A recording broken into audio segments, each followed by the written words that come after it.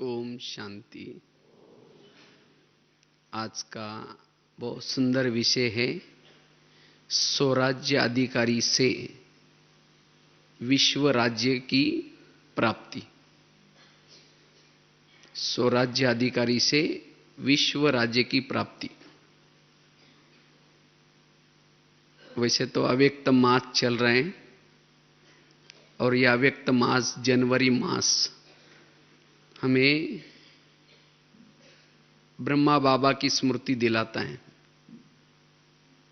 तो बाबा ने अभी भी कहा ब्रह्मा बाबा को क्या करो, फॉलो करो।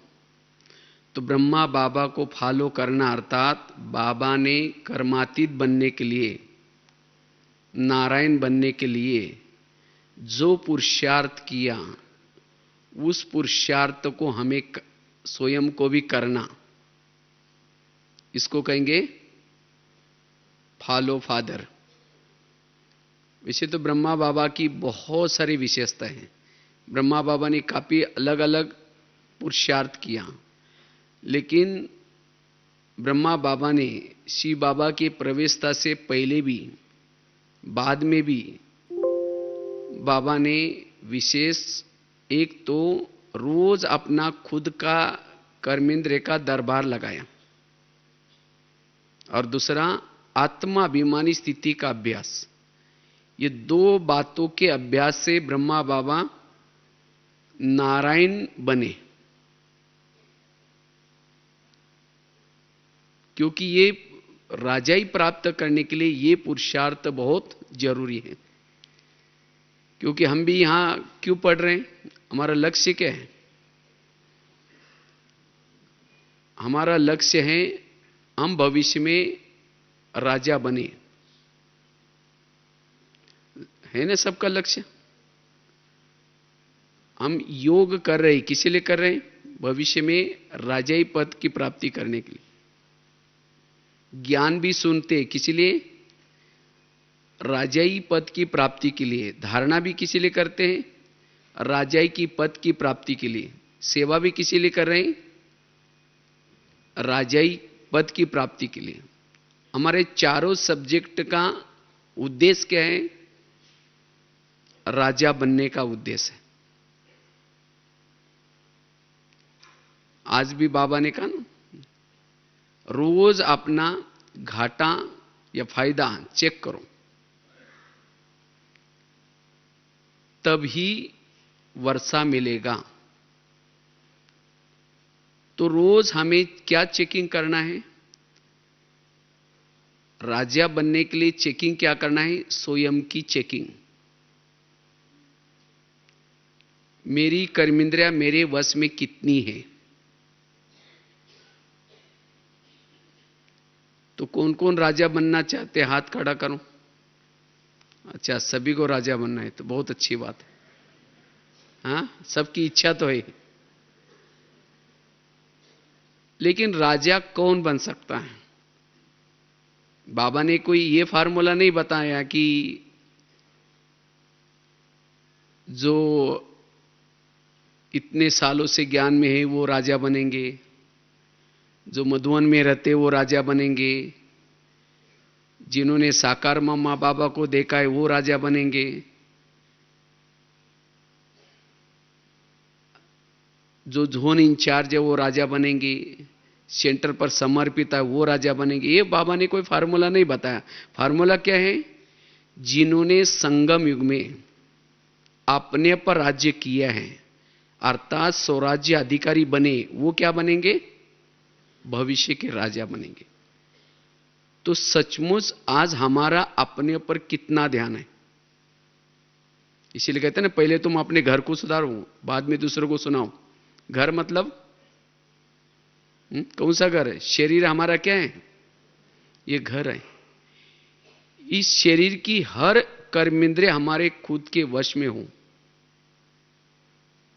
वो राजा बन सकता है। और ब्रह्मा बाबा ने इसके तरफ बहुत ध्यान दिया, लेकिन आज हमारा इसके तरफ ध्यान थोड़ा सा कम है। तो राजा बनने के लिए हमें क्या करना है? स्वराज्य अधिकारी बनना है। तो सभी ने हाथ तो खड़ा किया था। तो क्या आप अपना मन अपने वश में किए हैं? मन को कहते हैं कि मन तुम थोड़ा सा 15-20 मिनट के लिए परमधाम में जाना, शिव बाबा के पास, और मन कहीं मार्केट में लेके जाता है। हाँ, मन को ऑर्डर करते हैं परमधाम में जाओ, और मन कहीं मार्केट में जाता है। तो आपका मन ही आपका कहना नहीं मानता, तो आप राजा कैसे बनेंगे? इसीलिए राजा बनने के लिए रोज जैसे बाबा ने एक एक कर्मेंद्र से बातें की, तो हमें भी फॉलो फादर करना, अर्थात ये लक्ष्य रखना है। अन्यथा रिजल्ट आएगा, राजा कैसे बनेंगे? तो राजा बनने के लिए स्वराज्य अधिकारी स्थिति बड़ी जरूरी है। हर युगों में राजा बनने की अलग अलग विधि होती है। सतयुग और त्रेता की क्या विधि है? जिन्होंने संगम युग में ईश्वरीय ज्ञान और योग के आधार से अपने इंद्रियों पर शासन किया, वही सतयुग और त्रेता के क्या बनेंगे? राजा बनेंगे। और द्वापर युग में कौन राजा बनेंगे? जिसके पास सैन्य बल है, बाहुबल है, वो सैन्य बल के आधार से, बाहुबल के आधार से दूसरे राजाओं को पराजित करके उसकी चेयर छीनेंगे और राजा बनेंगे। ये कहां की रीति है? द्वापर की। और कलयुग की रीति क्या है? देख रहे ना, जितना दूसरे की बुराई करते हैं, माइक के ऊपर, ये पार्टी ऐसी है, ऐसी है, और बुराई करने से लोगों को क्या होता है? भावना बिगड़ जाती है। और इसीलिए बराबर क्या करते हैं? जो दूसरे की बुराई करते हैं वो जीत जाता है। तो वो कहां का राजा है? भले वो योग्य हो या न हो, यह है कलयुग का शासन। तो इसी तरह हमें अगर सतयुग का राजा बनना है तो क्या करना है? अपने कर्मेंद्रियों पर शासन करना है। क्योंकि जिसका अपने इंद्रियों पर शासन है, उस व्यक्ति का व्यक्तित्व सबको पसंद आता है। उसका संपर्क, उसके बोल, उसका हर बात हमें अच्छी लगती है, क्योंकि उसका अपने इंद्रियों पर शासन है। इसीलिए हमें क्या बनना है? अगर सतयुग का शासन करना है, सतयुग के राजा बनना है, अपने पर शासन करना है, तो रोज अपना क्या लगाना है? दरबार लगाना है। क्योंकि राजाओं की निशानी होती है।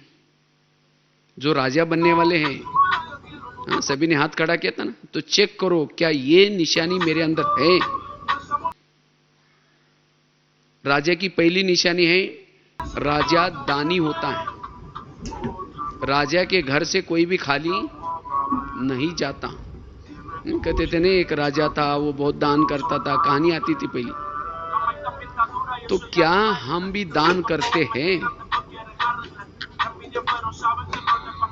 मेरे सामने से कोई ऐसा ही खाली तो नहीं जाता। कोई ट्रेन में जा रहे या बस में जा रहे, कोई बाजू में बैठा है, जहां से बैठे वहां से अंत उतरने तक उससे बात भी नहीं किया, उसको एक शब्द भी ज्ञान का नहीं सुनाया, तो आपके घर से कैसा गया? वो खाली गया। किसी को मनसा से दान दो, वाचा से दान दो, शक्ति का दान दो, कुछ ना कुछ जो देता है वो कौन है?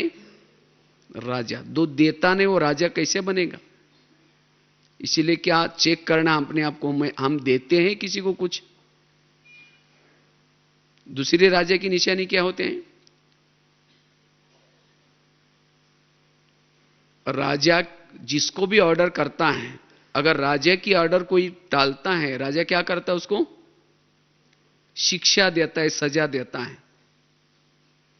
तो इसी तरह हम भी अपनी इंद्रियों को ऑर्डर करते हैं। कान, आज तुम व्यर्थ नहीं सुनना, आंखें, तुम्हें व्यर्थ नहीं देखना है, हे मन, तुम्हें व्यर्थ नहीं सोचना। तो क्या हमारी इंद्रिय हमारा कहना मानती है? अगर नहीं मानती तो क्या हम उसको सजा देते हैं? क्या इंद्रियां हमको चला रहे हैं? जिसको इंद्रियां चलाती है वो राजा कैसे बनेगा? वो अधीन है। अधीन वाला कभी भी अधिकारी नहीं बन सकता। जो अधीन है वो कभी भी अधिकारी नहीं बन सकता। इसीलिए अगर राजा बनना है, हमें इंद्रियों को चलाना है, न कि इंद्रियां हमको चलाएं। इसलिए राजा की निशानी है अपने इंद्रियों पर शासन। अगर नहीं सुनती तो उसको सजा भी दो, शिक्षा भी दो। तीसरी राजा की निशानी है, राजा शिकार करता है। उसकी भी कहानी आती थी ना, पहले एक राजा था, शिकार करने के लिए गया था। और राजा शिकार किसकी करता है ना? शेर की शिकार करता है। जो शेर की शिकार करता है उसको क्या कहते हैं? राजा। तो सभी ने हाथ खड़ा किया था। तो आज तक कितने शेर को मारा है? हाँ, माताओं ने मारा है। हाँ, चलो एक दो ने तो मारा है, अच्छी बात है। शेर अर्थात कोई अज्ञानी आत्माओं को ज्ञानी बनाना। और वो भी ऐसे नहीं कि 2-4 दिन के बाद मरने वाली बुढ़िया को ज्ञान सुनाया, वो तो चुआ बिली हो गई। हाँ, चुआ बिली नहीं, लेकिन जिसको बाबा कहते हैं कोई क्वालिटी वाली आत्मा। एक आत्मा आई तो उसके साथ दूसरी भी आ जाए, और 10 आ जाए, उसे और सेवा हो जाए। इसको कहते हैं शेर की शिकार। तो जो शेर की शिकार करता है वो क्या बनेगा? राजा बनेगा।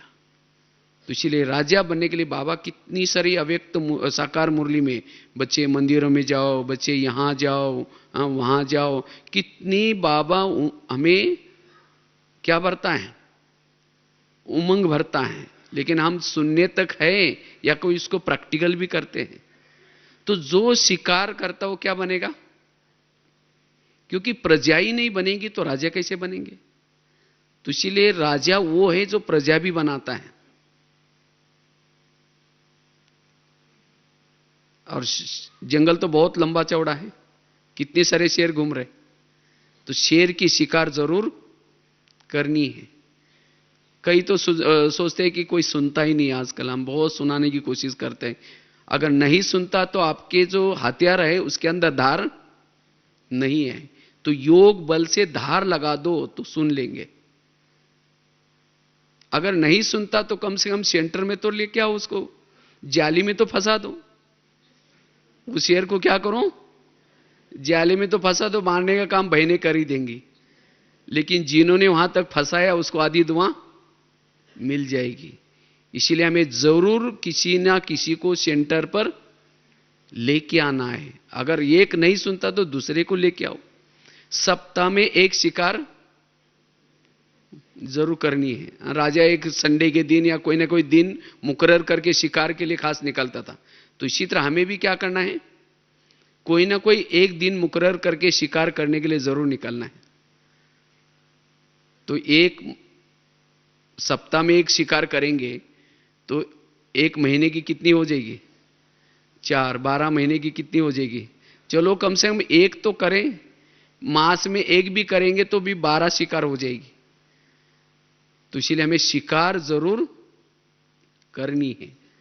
लेकिन याद रखना, कभी कभी तो अखबार में ऐसा आता है कोई शिकार करने के लिए गया था, और जब शिकार करने के लिए गया था तो गया था शेर की शिकार करने के लिए, लेकिन शेर ने उसको फाड़ के रख दिया। कभी कभी उल्टा हो जाता है। तो कई भाई बहनों को नशा चढ़ जाते हैं, ज्ञान सुनाने के लिए जाएंगे और जा करके कहेंगे हम ब्रह्मा कुमारी में जाते हैं, परमात्मा आया है, आप भी चलो ना। कहेंगे आप भी फंस गए क्या वहां? अरे वहां तो ऐसा होता है, वैसा होता है। ओम शांति। खुद आना बंद कर दिया। गए थे शिकार करने के लिए, लेकिन शेर ने उसको फाड़ के रख दिया। इसीलिए अनुभवी बनो पहले।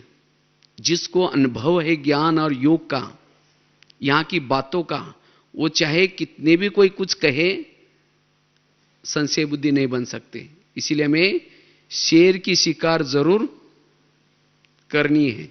करेंगे ना? तो कम से कम 2014 में 12 शिकार तो जरूर करना। तो जल्दी जल्दी सत्यों की संख्या बढ़ जाएगी। ठीक है? जो जो करेंगे शिकार वो हाथ खड़ा करो। चलो बहुत अच्छी बात है। हाँ, तो जरूर हमें यह लक्ष्य रखना है कि जरूर किसी को, क्योंकि अगर इन बातों में हम बिजी रहते हैं, किसी को ज्ञान सुनाने में, बाबा कहते हैं ना, देने से बढ़ जाता है, खुशी भी बढ़ जाती है।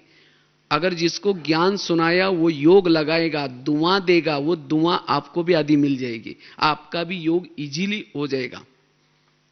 आज कई कहते योग लगता ही नहीं, अगर किसी की दुआ ही नहीं ली तो योग कैसे लगेगा। इसलिए हमें शिकार जरूर करनी है। और राजा की क्या निशानी होते हैं? राजा, फलों का राजा किसको कहते हैं? आम को कहते हैं। तो आम के संस्कार हमारे अंदर हो, जो आम के अंदर की जो क्वालिटी है वो क्वालिटी हमारे अंदर हो, वो राजा बनेगा। क्यों आम को ही फलों का राजा क्यों कहते हैं? क्योंकि आम ऊपर से कैसा होता है? नरम होता है, और अंदर से सख्त होता है। वैसे तो फलों का राजा किसको बोलना चाहिए? नारियल को बोलना चाहिए, लेकिन नारियल को नहीं बोला, किसको बोला? आम को। क्यों? आम ऊपर से नरम होता है और अंदर से सख्त, और नारियल कैसा होता है? ऊपर से कड़क होता है और अंदर से नरम होता है। तो जो राजा बनने वाले हैं उनकी क्या निशानी होंगी? वो ऊपर से नम्रचित होंगे, निर्माण होंगे, और अंदर से अपने नियम संयम के लिए कड़क होंगे। वो क्या बनेंगे? कई तो ऐसे होते, ऊपर से कड़क होते, मैं जैसा कहता हूं वैसे करो, ये करो, वो करो, और खुद कुछ नहीं करेंगे। ऐसे व्यक्ति को लोग क्या कहेंगे? हाँ जी जरूर करेंगे, जरूर करेंगे, पीछे मुंह क्या, जाओ जाओ, हमको पता है कैसे। उसका कोई भी सुनेगा नहीं। तो इसलिए अगर राजा बनना है तो क्या बनो? आम बनो। और फलों का राजा आम को ही क्यों कहा? अगर कोई व्यक्ति धूप से थक के आता है, परेशान होके आता है, तो किस पेड़ के नीचे जाकर सोता है? आम के नीचे जाकर सोता है। अगर आम के नीचे जाकर सोएगा उसकी थकान मिट जाएगी, उसको एकदम रिफ्रेश हो जाएगा। अगर नारियल के नीचे जाकर सोएगा तो थकान तो छोड़ो, ऊपर से नारियल गिरेगा उसका सिर भी टूट जाता है। या वो नारियल का जो कांटे वाला वो कभी गिर जाएगा, कोई भरोसा भी नहीं, हवा चलती ही गिर जाता है। अर्थात अगर आपके संपर्क में कोई व्यक्ति आता है, जीवन की समस्या से परेशान होकर आता है, कोई बातों से तंग होकर के आता है, तनाव में होकर के आता है, तो क्या आपके संपर्क में कोई आता है, उसकी आप परेशानी मिटाते हो, उसके दुख को दूर करते हो, उसको सुख और शांति की छाया देते हो, तब आप राजा बनेंगे। कई तो ऐसे होते हैं, छाया तो छोड़ो, उसको कोई ऐसी और ही उल्टी सुल्टी बात सुना करके उसका दिमाग और ही खराब करके भेज देंगे, और उसको परेशान करके भेजेंगे। आया था सुख शांति के लिए, गया परेशान होकर के, वो राजा कैसे बनेगा? इसीलिए बाबा कहते हैं राजा बनने के लिए किसी को सुख दो, शांति दो, किसी की परेशानी को मिटा दो, वो क्या बनेंगे? राजा बनेंगे। तो राजा बनने के लिए हमें क्या बनना है? आम बनना है, नारियल नहीं बनना। और फलों का राजा आम को ही क्यों कहा? क्योंकि आम जब फल लगता है तो झुकता है, और नारियल और ऊपर जाता है। तो जिसके अंदर कोई विशेषता आती है, कोई गुण आते हैं, कला आते हैं, जितना वो झुकता है, निरहंकारी है, वो क्या बनेगा? राजा। अगर आपके पास कोई आने के लिए डरता है, इसका मतलब आप राजा कभी नहीं बन सकते। इसीलिए राजा बनने के लिए आम के संस्कार, हमें आम की क्वालिटी को धारण करना है। इसीलिए कहते हैं ना, नारियल को तोड़ो। नारियल माना जो आपके अंदर रियल नहीं है उसको छोड़ो। इसीलिए भक्ति मार्ग में क्या क्या भगवान को प्रसन्न करने के लिए नारियल तोड़ते थे। केवल ला करके रखते नहीं, लेकिन नारियल को तोड़ते हैं, उसका पानी डालते हैं, और तब कहते भगवान प्रसन्न हो गया। तो इसी तरह हमें भी क्या करना है?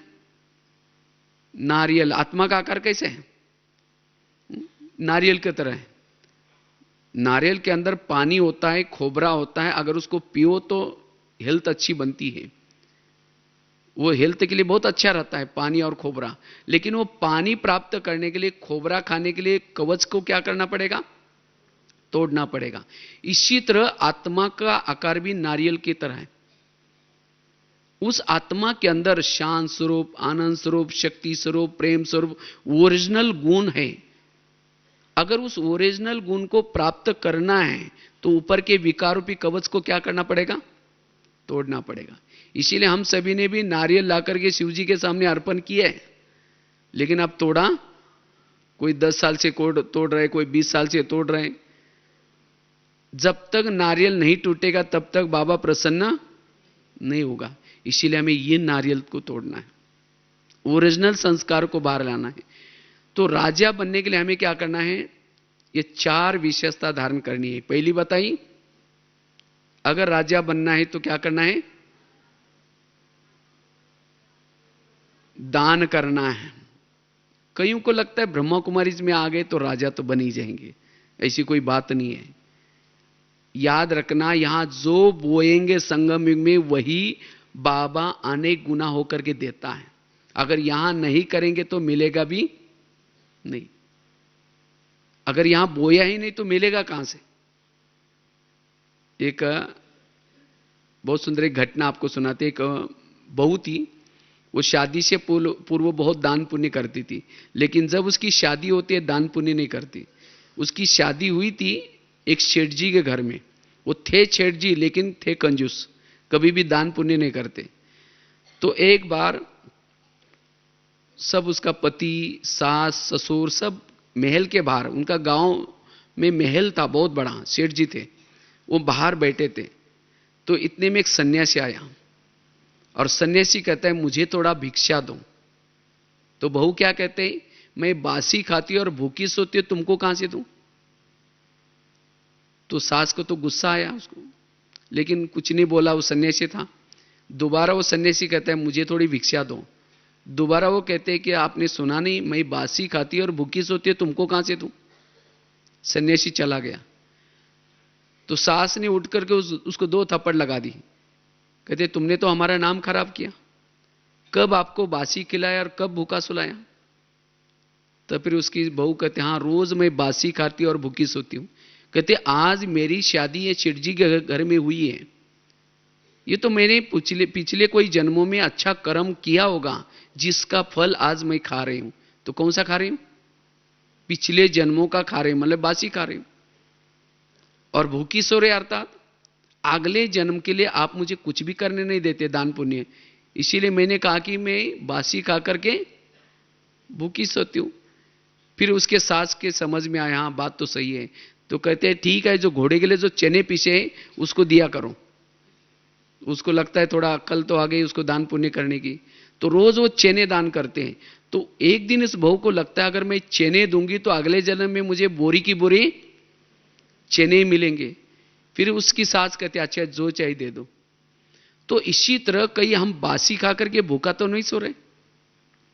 आज बाबा की इतनी हमें पालना मिल रही, इतना तरावटी माल मिल रहा है, कितनी अच्छी अच्छी पालना मिलती है। तो ये कौन से जन्मों का फल है? 63 जन्मों में दर दर में भटके थे, व्रत किया था, उपवास किया था, और जिसके कारण आज ये पालना मिल रहे। तो कौन सा खा रहे? बासी खा रहे। लेकिन आज अगर मैंने कुछ पुण्य नहीं किया, किसी को ज्ञान दान नहीं किया, स्थूल धन नहीं किया सेंटर पर, तो अगले जन्म के लिए कैसे सो रहे? भूखा सो रहे। कभी कभी आप अपने जीवन की एक पिक्चर, चित्र बना दो, हम भविष्य कैसा चाहते। अगर तन से अच्छे चाहिए, तन से सेवा, संबंध अच्छे चाहिए तो सर्व संबंधों के साथ बाबा के साथ का अनुभव। तो अगर धन चाहिए, धन से सेवा। तो जैसा जीवन चाहते संगम युग में वो करना पड़ेगा, अगर नहीं करेंगे तो नहीं मिलेगा। इसीलिए बासी खाकर के भूखा नहीं सुना। तो एक तो दान के संस्कार, दूसरा बताया राजा अर्थात जो अपने इंद्रियों पर शासन करता है, तीसरा बताया राजा अर्थात जो शिकार करता है, और चौथा बताया राजा अर्थात आम के संस्कार। तो चेक करो, हाथ सबने खड़ा किया था, तो क्या हमारे अंदर ये संस्कार आए हैं? क्योंकि राजा कौन बनेगा, दासी कौन बनेगी, साहूकार कौन बनेगा, सिस्टम है। जो इस ज्ञान मार्ग में चलता है, रोज मुरली सुनता है, ना धन से सेवा करता है ना ज्ञान सुनाता है, लेकिन रोज आता है और इंद्रियों के भी अधीन है, देखने के अधीन है, सुनने के अधीन है, मुख के व्यर्थ बोलने के अधीन है, तो ऐसी आत्मा का भविष्य क्या होगा? दास दासी। जो इंद्रियों के दास है वो क्या बनते हैं? दास। जो किसी का श्रृंगार नहीं करते वो श्रृंगार करने वाले बनते। श्रृंगार कौन कराते? दासियां। जो यहां छोटी छोटी बातों से उदास रहते वो दास दासी बनते। और कोई ज्ञान में चलता है, धन से सेवा करता है, ज्ञान भी सुनाता है, लेकिन इंद्रियों के अधीन है, ऐसी आत्मा साहूकार बनेंगी। साहूकार क्यों बनी? क्योंकि धन से सेवा की, ज्ञान भी सुनाया, लेकिन इंद्रियों के अधीन।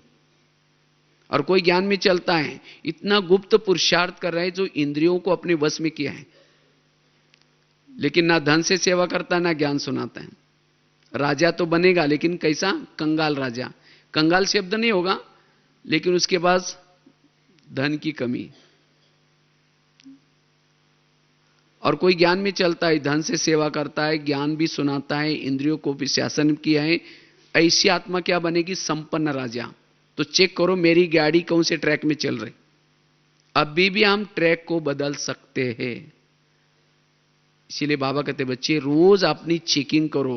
राजा बनने के लिए आए हैं, तो क्या हम राजा बन सकते हैं? तो रोज अपने कर्मेंद्र का क्या लगाना है? दरबार लगाना है।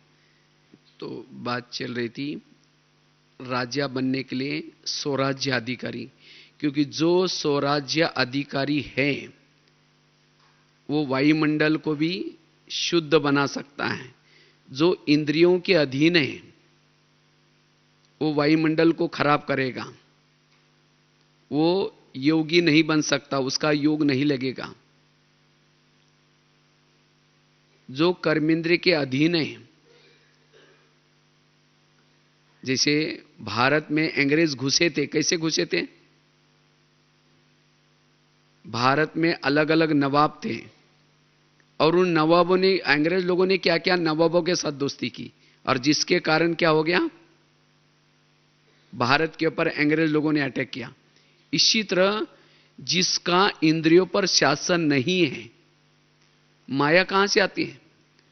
माया आज हमारी ही कर्मेंद्रिय के द्वारा आती है। अगर कर्मेंद्रिय की हम चेकिंग नहीं करेंगे, उनको सशक्त नहीं बनेंगे, तो हम माया के अधीन हो जाएंगे, वो कमजोरी को परिवर्तन नहीं कर सकेंगे। इसीलिए हमें अपने किले को मजबूत करना है। शरीर क्या है हमारा? बहुत बहुत पुराना किला है। हम राजा रहते हैं इसके अंदर, हर राजा का अपना अपना किला है। तो इस किले को क्या बनना है? मजबूत करना है। कोई भी जगह से माया ना आए, रोज इनकी चेकिंग करनी है। जैसे भारत में बंगाल का नवाब, बिहार का नवाब, सूरत का नवाब, अलग अलग नवाब थे। अंग्रेज लोग आए, उनके साथ दोस्ती की, और उसके बाद धीरे धीरे दिल्ली के ऊपर अटैक किया, और भारत क्या हो गया? परातंत्र हुए। तो इसी तरह शरीर भी हमारा एक इंडिया है, और इस इंडिया की राजधानी आत्मा राजा है, अब रुकुटी में रहता है, दिल्ली। और इस इंडिया में कई नवाब भी है। कौन से? कान, मुख, आंख, मन, बुद्धि, ये सब कौन है? नवाब।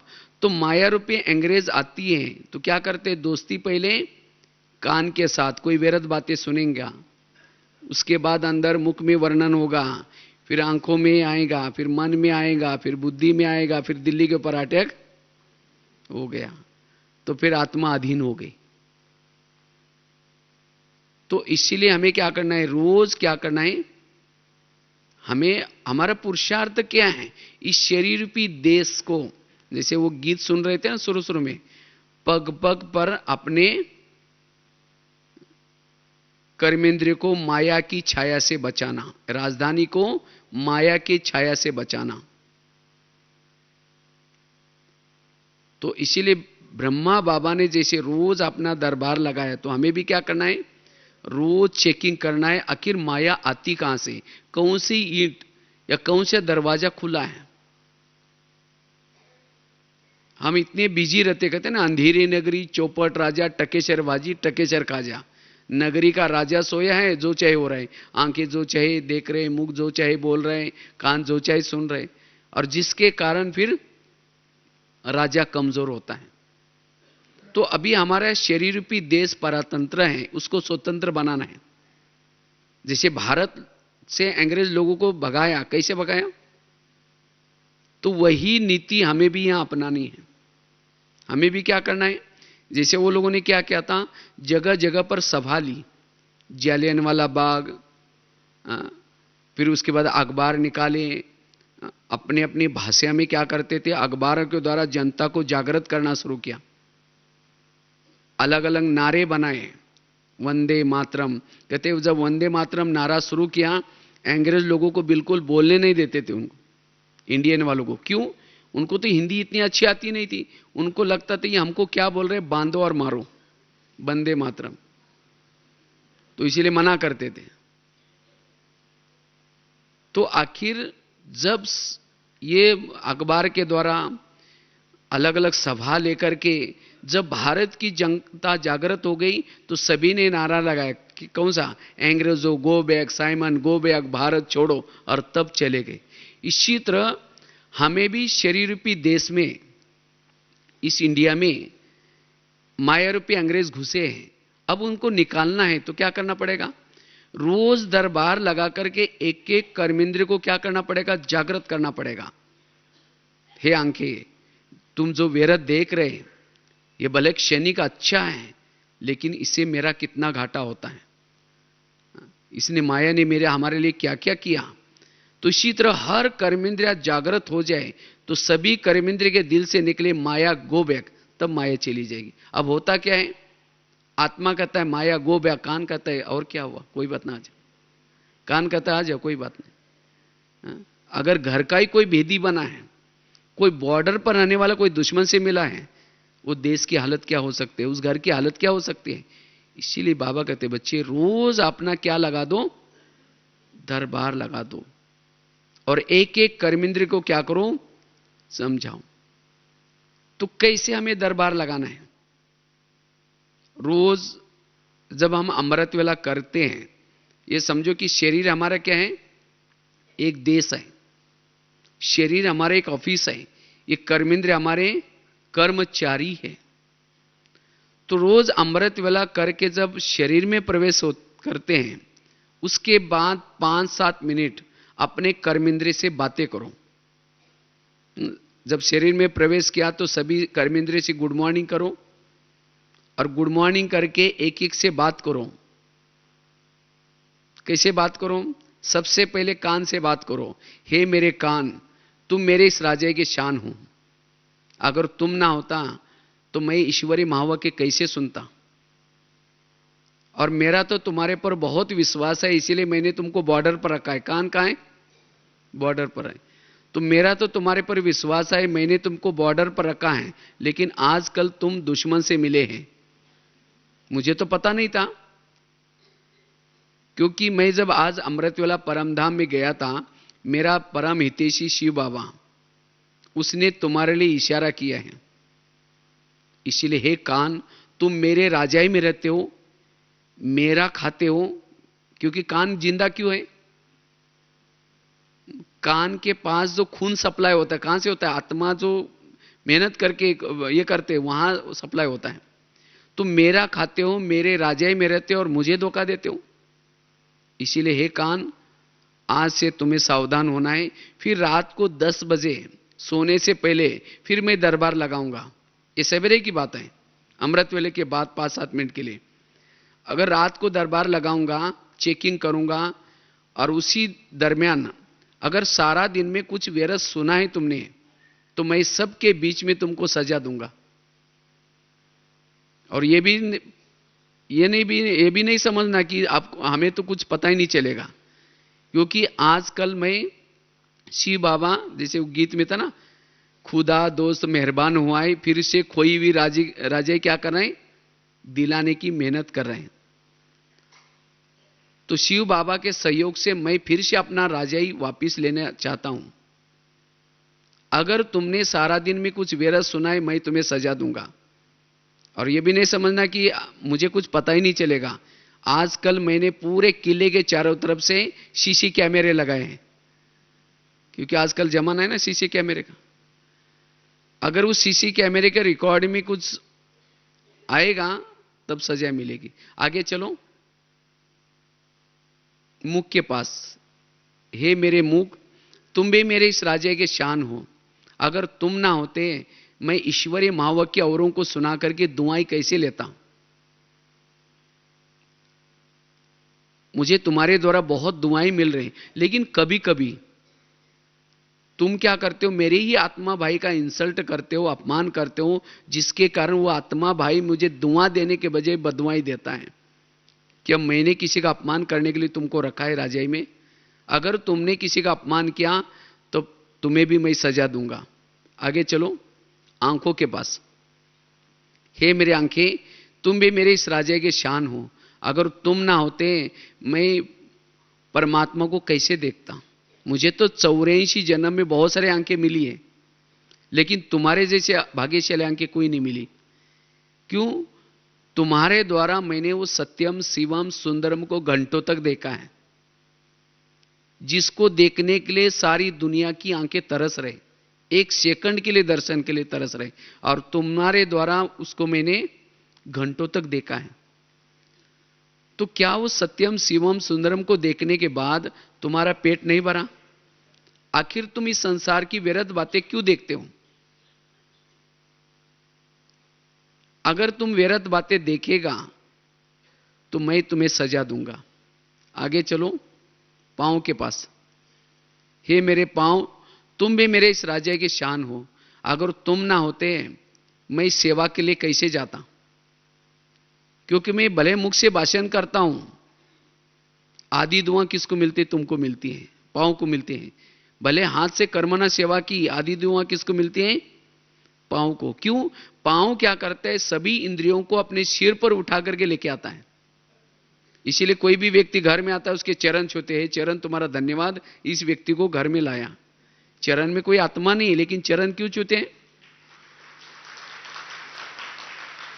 लेकिन कभी कभी हे चरण, तुम किसी का परिचिंतन करने के लिए भी सबको लेके जाते हो। उस समय तुम मुख को कहना है, भले तुमको परिचिंतन करना, आराम से जाना, 1 घंटा तक आराम से परिचिंतन करके वापिस आ जाना। अब पांव वहां जाएंगे नहीं तो मुख अकेला जाएगा वहां, कान अकेले जाएंगे। तो इसलिए अगर हे पांव तुमने कुछ व्यर्थ परिचिंतन करने के लिए किसी को लेके गया तो तुमको भी सजा मिलेगी। फिर आगे चलो, मन के पास। हे मेरे मन, तुम भी मेरे इस राज्य के शान हो। अगर तुम ना होता तो मैं परमात्मा की गुणगान कैसे गाता। तुम्हारे द्वारा मैं परमात्मा की गुणगान गाता हूं, उसको याद करता हूं। लेकिन कभी कभी तुम व्यर्थ का गुणगान करते हो, व्यर्थ चिंतन करते हो। क्या मैंने तुम्हें इस राज्य में इसीलिए रखा है? अगर तुमने व्यर्थ का गुणगान किया, मैं तुम्हें सजा दूंगा। आगे चलो, बुद्धि के पास। हे बुद्धि, तुम भी मेरे इस राज्य के शान हो। अगर तुम ना होता तो मैं कैसे राज्य चलाता। और मैंने तो तुम्हारे ऊपर इतना विश्वास रखा था, सभी इंद्रियों में से चुन करके मैंने तुमको मंत्री बनाया। क्योंकि सभी इंद्रियों का मंत्री कौन है? बुद्धि। तो मैंने तो तुम्हारे पर विश्वास किया और मंत्री बना करके पूरा राज्यकारभार तुम्हारे हाथ में दिया। लेकिन तुमने तो ऐसे मनमत प्रमाण चला, परमत प्रमाण चला, और तुमने क्या किया? मेरी पूरी राजाई गंवा दी। राजाई तो छोड़ो, मेरे पूरा महल गंवा दिया, ताज गंवा दिया, ताज भी उतार दिया, पुष्पक विमान जो कुछ था राजाई गंवा करके। इतना ही नहीं, मुझे रावण के जेल में डाल दिया। जब मुझे उस परम हितैषी शिव बाबा ने जगाया तो देखा तो मेरे पास कुछ भी नहीं है। ये सब तुम्हारे कारण हुआ है। तो हे बुद्धि, आज से मैं तुम्हें सावधान करता हूं, अगर तुमने कोई भी निर्णय श्रीमत के विरुद्ध किया, मैं तुम्हें सजा दूंगा। इसीलिए कोई भी निर्णय करना है, श्रीमत के आधार से करना है। इस तरह से एक एक कर्मेंद्रिय से क्या करना है? बातें करने, जो बातें ब्रह्मा बाबा भी करते थे। बाबा भी अपने इंद्रियों से बातें करते थे। बाबा की डायरी मिली, उस डायरी के अंदर बाबा ने ऐसा ऐसा पुरुषार्थ किया, और इसीलिए बाबा ने स्वराज्य अधिकारी से नारायण का पद पाया। इसीलिए बाबा कहते बच्चे फॉलो फादर, आप भी क्या करो, ये पुरुषार्थ करो, क्योंकि जब तक हमारा इंद्रिय पर शासन नहीं है तब तक हम राजा नहीं बनेंगे। तो ये राजा बनने का चांस तो सबको है। कोई माताएं भी राजा बन सकती हैं, कोई गृहस्थी में रहने वाले कुमार बन सकते हैं, कुमारी बन सकते हैं, कोई गृहस्थी में रहने वाले भी बन सकते हैं। राजा बनने के लिए कहीं और दौड़ने की जरूरत नहीं है, अपने पर शासन करो। लेकिन आज हमारा इसके तरफ ध्यान नहीं है। हमने कितने सेंटर खोले, कितने ये किया, वो जरूर नहीं, हम कितने निर्विघ्न हैं, मेरी राजाई कितनी निर्विघ्न है। नहीं तो राजा बनेंगे, लेकिन कहां के राजा बनेंगे? जैसे बता ना, अगर किसी की बड़ों के सामने जाकर के बुराई करेंगे, ये करेंगे और किसी की चेयर लेंगे तो राजा तो बनेगा, लेकिन कहां का बनेगा? कलयुग का राजा बन जाएगा। बाहुबल के आधार से किसी के राजा लेंगे तो भी, तो इसलिए हमें अगर सतयुग का राजा बनना है तो क्या करना है?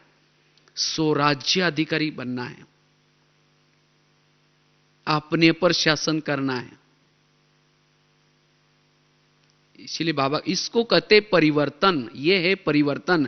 ब्रह्मा कुमार कुमारी बनना मतलब परिवर्तन करना, मतलब सफेद ड्रेस पहन लिया, बैज पहन लिया, ये परिवर्तन तो ऊपर का परिवर्तन हो गया। लेकिन हर इंद्रियों पर शासन करो, क्योंकि फार्मूला बाबा ने ये रखा है, स्वराज्य अधिकारी सो। चाहे कोई मधुवन निवासी है, बाबा देखेगा कि उसने अपने पर कितना शासन किया है। चाहे कोई जोन इंचार्ज है, बाबा ये देखा कि अपने पर शासन कितना किया है। कोई गृहस्थी की माता है, उसको बाबा देखेगा इसने जब से ब्राह्मण बना अपने पर शासन कितना किया। इसलिए चेक करो, सभी ने हाथ खड़ा किया था कि हमारा इतना सूक्ष्म पुरुषार्थ है, और जिसकी हर इंद्रिया सशक्त होगी, इस किले के अंदर कोई भी माया की सेना अटैक नहीं कर सकती।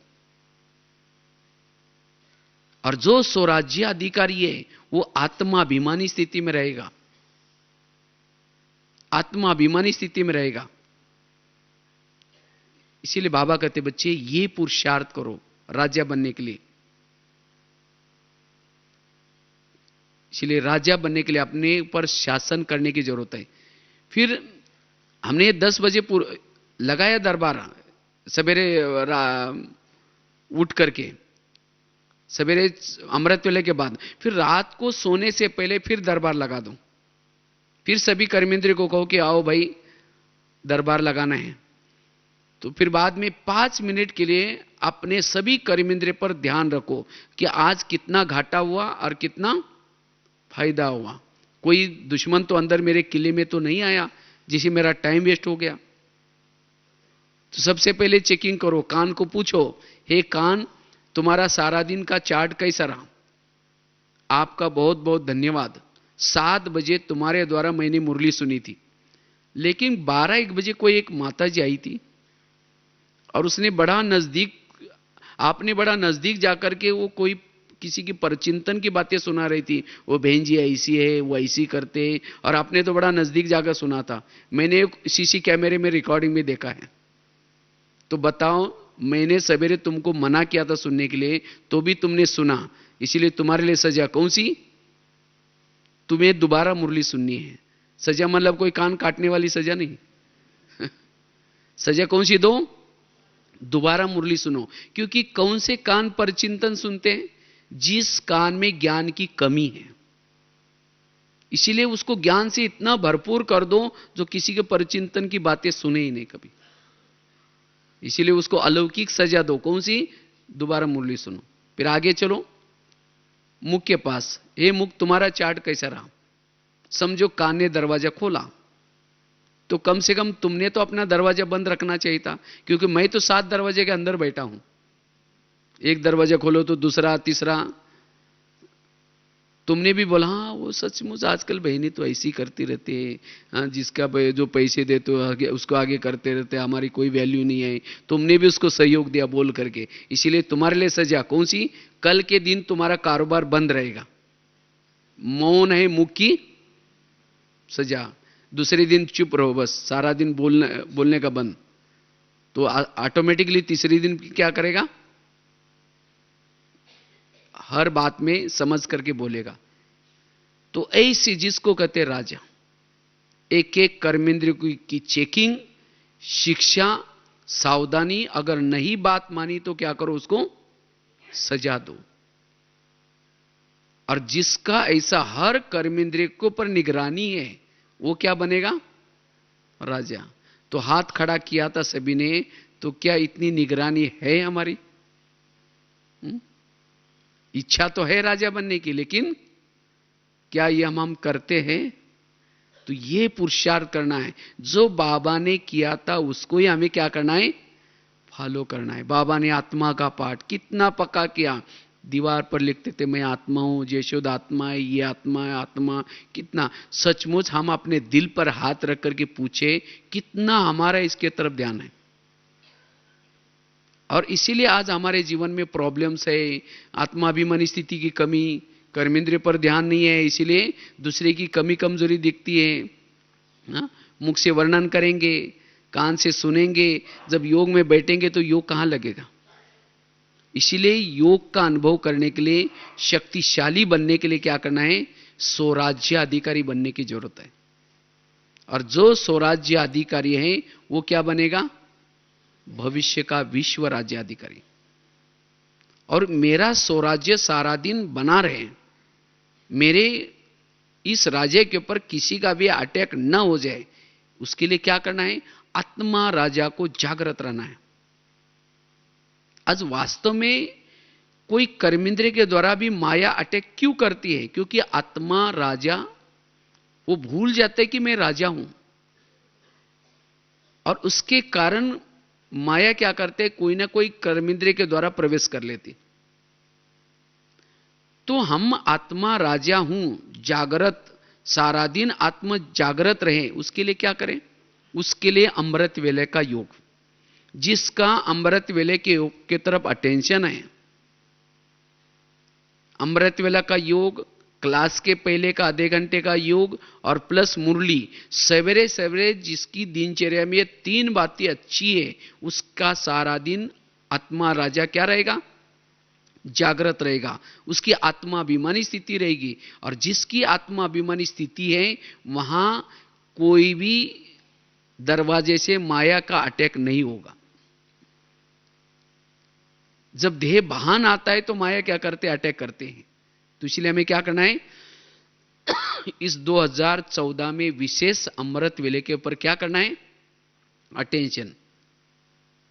रोज रात को सोते समय सोच करके सोना है कि मुझे कल सवेरे अमृत वेला उठना ही है। ऐसे नहीं कि बिस्तर डाल दिया, गुड नाइट बाबा आज तो बहुत थक गए, दोपहर को मैंने रेस्ट ही नहीं किया, अभी तो अभी नींद आ रही तो अमृत वेला पता नहीं मेरा क्या होगा, बाबा प्लीज आप जरूर जगा देना, नया वर्ष चल रहा है, व्यक्तमास चल रहा है, मुझे जरूर जगा देना।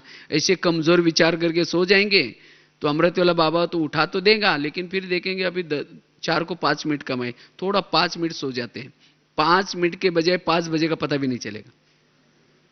अच्छा उठ भी जाएंगे फिर झुटके वाला युग चलेगा।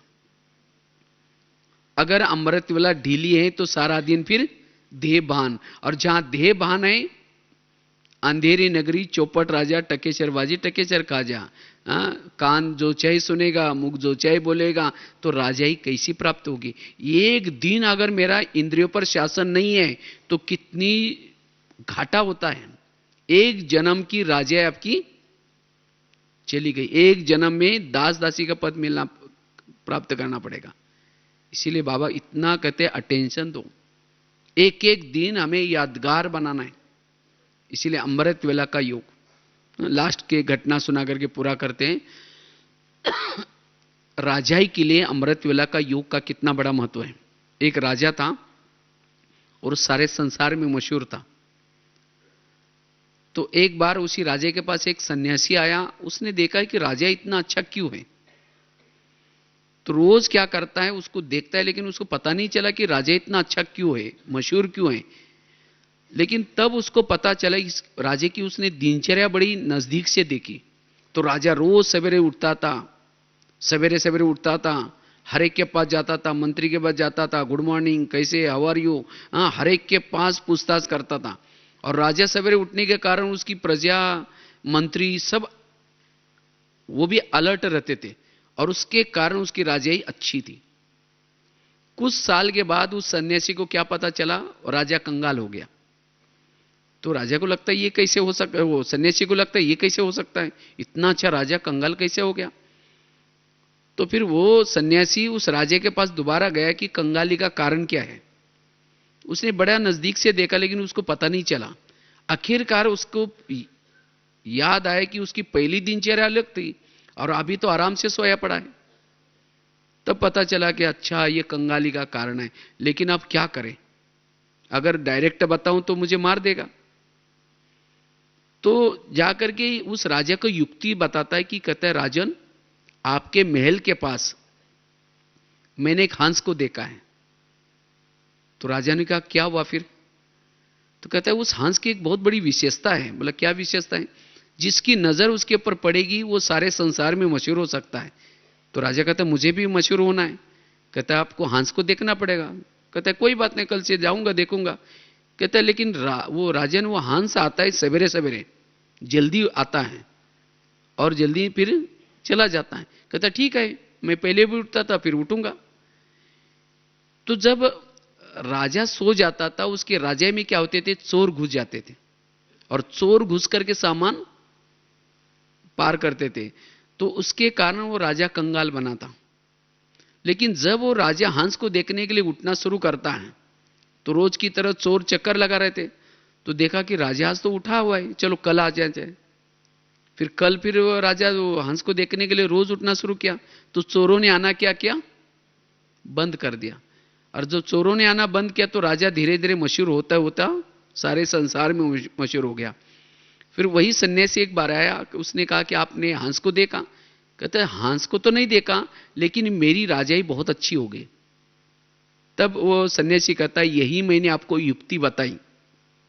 अगर मैं आपको बोलता कि आप सोते रहते इसीलिए ऐसा होता है, तो आप मेरा सिर काटते। इसीलिए ऐसे आप रोज उठा करो, आपकी राजाई सारे संसार में मशहूर रहेगी। तो ये कहानी किसी और की नहीं है, कहानी हमारी अपनी है।